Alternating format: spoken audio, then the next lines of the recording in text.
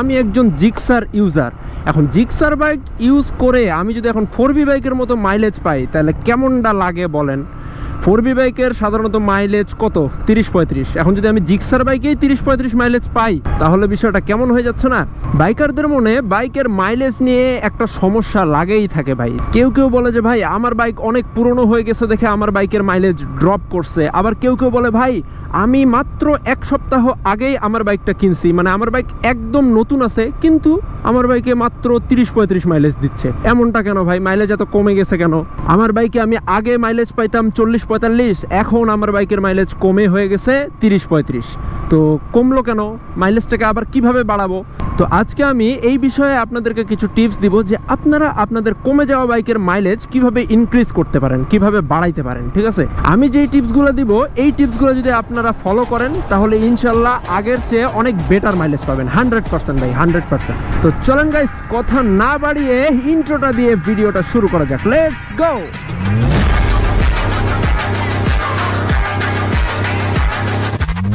Hello everyone, welcome to my YouTube channel HB Vlogs। তো কি অবস্থা সবার? আশা করি সবাই ভালো আছেন। তো হাজারে পেঁচাল না পারে ডাইরেক্ট মাইলেজ কিভাবে বাইকের বৃদ্ধি করবেন সেই বিষয় নিয়ে কথা বলি। ঠিক আছে, তো সবার প্রথমে কথা বলি তেল নিয়ে, তেলের বিষয়টা নিয়ে। অনেক বাইকারের মনে আবার একটা প্রশ্ন থাকে যে আমি আমার বাইকে পেট্রোল ইউজ করব নাকি অকটেন ইউজ করব। কেউ কেউ ভাবে যে অকটেনের চেয়ে পেট্রোল ভালো, আবার কেউ কেউ ভাবে যে পেট্রোলের চেয়ে অকটেন ভালো। কেউ মনে করে যে অকটেন, আমি যদি বাইকে অকটেন ইউজ করি তাহলে বেশি মাইলেজ পাবো, আর কেউ কেউ ভাবে যে আমি যদি বাইকে পেট্রোল ইউজ করি যেহেতু পেট্রোলের দাম কম সেহেতু আমি মাইলেজ আরও বেশি পাবো, অকটেনের চেয়ে মাইলেজ বেশি পাবো। তো বাইকারদের মনে কিন্তু এরকম ঝামেলা লাগেই থাকে, কনফিউশন লাগেই থাকে। ঠিক আছে, তো চলেন এই বিষয়টাই আগে আপনাদেরকে ক্লিয়ার করি যে আপনারা বাইকে পেট্রোল ইউজ করবেন নাকি অকটেন ইউজ করবেন। আমি যে জিক্সার চালাচ্ছি দেখে শুধু যে জিক্সারের ক্ষেত্রেই এই বিষয়গুলো প্রযোজ্য এমনটা না, আপনারা যে কোনো বাইকেই এই টিপসগুলো অ্যাপ্লাই করতে পারেন। তো এখন কথা হচ্ছে বাইকে পেট্রোল ইউজ করবেন নাকি অকটেন। ঠিক আছে, তো একটা বাইকের জন্য বেস্ট ফুয়েল হচ্ছে আপনার পেট্রোল। পেট্রোলে কিন্তু বাইক ভালো থাকে, আবার বেস্ট মাইলেজও পাওয়া যায়। কিন্তু বাংলাদেশের পেট্রোলে ভাই বেশি ভেজাল ধরা পড়ে। ঠিক আছে, বাংলাদেশের পেট্রোলে বেশি ভেজাল। তো আপনারা যদি এইরকম ভেজালিয়া পেট্রোল ইউজ করেন আপনার বাইকে তো মাইলেজও কম পাবেন। কার্বোরেটর বাইক হলে তো কার্বোরেটর বারবার আপনাকে ক্লিন করতে হবে। ঠিক আছে, কার্বোরেটরে ময়লা জমবে আপনার। আর FI বাইকগুলা, ওগুলাতে তো আপনার পেট্রোল ইউজই করা যাবে না, ওগুলার জন্য অকটেন। তো বাইকের জন্য স্বাভাবিকভাবে পেট্রোল বেস্ট হইলেও বাংলাদেশি বাইকারদের জন্য পেট্রোলটা কিন্তু বেস্ট না। আপনি যদি বাইকে পেট্রোল না নিয়ে অকটেন ইউজ করেন, দাম বেশি হোক, দেখবেন যে অ্যাভারেজ মাইলেজ ভালো পাচ্ছেন। ঠিক আছে, সেজন্য বাইকে সবসময় অকটেন ইউজ করার চেষ্টা করবেন আপনারা, দেখবেন যে মাইলেজ কিন্তু ভালো পাবেন, অকটেনে মাইলেজ ভালো। এরপর 2 নাম্বার টিপস যেটা, সেটা হচ্ছে মনে করেন আপনার বাইক অনেক পুরনো হয়ে গেছে, হ্যাঁ আপনার বাইকের বয়স অনেক বেশি হয়ে গেছে, আপনার বাইক 25 থেকে 30 হাজার কিলোমিটার প্লাস চলছে, তখন কিন্তু স্বাভাবিকভাবে একটা বাইকের ওয়ালাইকুম আসসালাম, তখন কিন্তু স্বাভাবিকভাবে একটা বাইকের মাইলেজ ড্রপ করবেই, এটা স্বাভাবিক। তো এখন এই ড্রপ করা মাইলেজটাকে কিভাবে আপনি বাড়াবেন, ঠিক না? তো আপনার বাইকটা যদি কার্বোরেটর বাইক হয় তাহলে আপনি কার্বোরেটর ক্লিন করাইতে পারেন। কার্বোরেটর ক্লিন করলে কিন্তু বাইকের মাইলেজ বৃদ্ধি পায়। যখন দেখবেন যে স্বাভাবিকের তুলনায় আপনার বাইকের মাইলেজ অনেকটা কমে গেছে, তখন আপনি বাইকের কার্বোরেটরটার দিকে খেয়াল করবেন যে কার্বোরেটর টিউনিং করা আছে কিনা। যদি কার্বোরেটর টিউনিং করা থাকে তারপর খেয়াল করবেন যে বাইকের কার্বোরেটর আপনি লাস্ট কবে ক্লিন করাইছেন। যদি মনে করেন যে 10,000 কিলোমিটার 10-15,000 কিলোমিটার আগে একবার জাস্ট ক্লিন করাইছেন, তাহলে ওই কার্বোরেটর আপনি ওয়াশ করাই নেবেন। দেখবেন যে কার্বোরেটর ওয়াশ করাইলে আপনি মাইলেজও ভালো পাচ্ছেন। আর আপনার বাইক যদি FI বাইক হয় তাহলে মনে করেন যে FI তো আর বারবার আপনাকে ক্লিন করাইতে হবে না। ঠিক আছে, কারণ কার্বোরেটর আপনাকে যতবার ক্লিন করাইতে হবে, FI কিন্তু অতবার ক্লিন করাইতে হয় না। কারণ কার্বোরেটর বাইকের টিউনিং কিন্তু আপনার বারবার খারাপ হয়ে যায়, সে কারণে মাইলেজ বারবার আগের তুলনায় কমে যায়। আর এমনিতেও কার্বোরেটর বাইকগুলোর চেয়ে FI বাইকগুলোর মাইলেজ কিন্তু একটু বেশি ভালো হয়। যেমন FZS ভার্সন 2, ভার্সন 3, তারপর জিক্সার FI ABS বলেন, হ্যাঁ এগুলো কিন্তু FI বাইক। তো এই বাইকগুলোর মাইলেজ কিন্তু কার্বোরেটর বাইকের মাইলেজের চেয়ে অনেক ভালো। FI বাইকগুলায় আপনি যদি মাইলেজ পান হচ্ছে 55, তাহলে কার্বোরেটর বাইকগুলায় মাইলেজ পাবেন আপনি 45 এরকম মাইলেজের ডিফারেন্সটা কিন্তু এরকম থাকে। ওকে, তো এরপর 3 নম্বরে যেই টিপসটা আপনারা ফলো করবেন, এটা কিন্তু অনেকেই জানে না, এই বিষয়টা অনেকেই জানে না। তো আপনারা আপনার বাইকে সবসময় 4 থেকে 5 লিটার তেল রাখার চেষ্টা করবেন। কারণ আপনি যখন বাইকে 4 থেকে 5 লিটার তেল রাখবেন, মোটামুটি হাফ ট্যাঙ্কি তেল রাখবেন, তখন দেখবেন যে আগের চেয়ে মাইলেজ কিন্তু আপনি ভালো পাচ্ছেন। এখন যদি আপনি আপনার বাইকে তেলই না রাখেন, 100 টাকার তেল ঢুকান আর বাইক চালান, তাহলে কিন্তু আপনি ভাই মাইলেজ পাবেন না, ভালো মাইলেজ পাবেন না। মনে করেন তেল একদম আপনার ট্যাঙ্কের সাথে চাপটি মারে আছে, তেলই নেই ট্যাঙ্কিতে, ওইভাবে কোনো মতো চালাচ্ছেন, তখন দেখবেন যে ওই 100 টাকার তেল দিয়ে 30 কিলোমিটারও যাচ্ছে না ঠিক মতো। তো মোটামুটি বাইকে 4 থেকে 5 লিটার তেল রাখার চেষ্টা করবেন, তারপর বাইকের মাইলেজ টেস্ট করে দেখবেন যে আগের চেয়ে অনেক ভালো মাইলেজ পাবেন। এটা 100% ভাই, 100% গ্যারান্টি।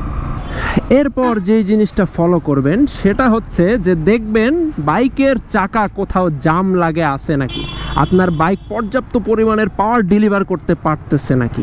ঠিক আছে, মনে করেন আপনি থ্রোটল ঘুরাচ্ছেন, এই যে পিক আপ দিচ্ছেন বাইকে, কিন্তু বাইক পর্যাপ্ত পরিমাণে আগাইতে পারতেছে না। এখন বেশ কয়েকটা কারণেই কিন্তু পিক আপ ঘোরানোর পরেও বাইক আগায় না। তার মধ্যে একটা কারণ হচ্ছে যে বাইকে যদি টায়ার প্রেশার ঠিক না থাকে, মনে করেন আপনার বাইকের সামনের চাকায় পিছনের চাকায় পাম্প একদম কমে গেছে, হাওয়া একদম কমে গেছে, আপনার বাইক আগাচ্ছে না, সেই অবস্থায় যদি আপনি আপনার বাইকটা রাইড করেন তাহলে কিন্তু মাইলেজ অনেক কম পাবেন। এরপর মনে করেন যে আপনার সামনের হাইড্রোলিক প্লেট জাম লাগে আছে, সামনের ব্রেক একদম জাম লাগে আছে, বা পিছনের ব্রেক জাম লাগে আছে, বাইক ঠিক মতো পাওয়ার পাচ্ছে না, বাইক আগাইতে পারতেছে না। তো চাকা বা ব্রেক যেটাই বলেন না কেন, যদি কোনো কারণে আপনার বাইকটা জাম লাগে থাকে, পর্যাপ্ত পরিমাণ পাওয়ার না পায়, তাহলে কিন্তু আপনি মাইলেজ কম পাবেন। তো সেজন্য বাইককে সবসময় ফ্রি রাখার চেষ্টা করতে হবে। ওকে, আর কার্বোরেটর বাইক আর এফআই বাইকের মধ্যে একটা পার্থক্য আছে, সেটা হচ্ছে যে আপনি একটা কার্বোরেটর বাইককে যত তেল খাওয়াইতে পারেন, ওই কার্বোরেটর ততই তেল খাবে। আপনি যত তেল খাওয়াইতে পারবেন ততই তেল খাবে। আর এফআই বাইকগুলা নির্দিষ্ট পরিমাণের চেয়ে কমও তেল খাবে না, আবার বেশিও তেল খাবে না। ঠিক আছে, ওই এফআই এর যতটুকু পরিমাণ তেল লাগে ওই ততটুকু পরিমাণেই তেল খাবে, 1 ফোঁটা বেশি খাবে না, 1 ফোঁটা কমও খাবে না। আর কার্বোরেটর বাইকগুলো হচ্ছে যত খাওয়াইতে পারেন ওটা খাবে। তো কি নিয়ে বলতেছিলাম যে হ্যাঁ, বাইকটাকে সবসময় ফ্রি রাখার চেষ্টা করবেন। এরপর কিছু বড় বড় সমস্যায় আসি, যেমন আপনার বাইকের যদি ক্লাচ প্লেটের সমস্যা থাকে, তাহলে কিন্তু আপনার বাইক পর্যাপ্ত পরিমাণ পাওয়ার পাবে না। আপনি থ্রোটল ঘুরাইলেও বাইক স্পিড পাবে না, বাইকের স্পিড অনেক কমে যাবে। তো ক্লাচ প্লেট নষ্ট হইলেও কিন্তু বাইকের মাইলেজ কমে যায়। তারপর রিং পিস্টন, বাইকের যদি রিং পিস্টনের সমস্যা থাকে তাহলেও দেখবেন যে বাইকের মাইলেজ কমে গেছে।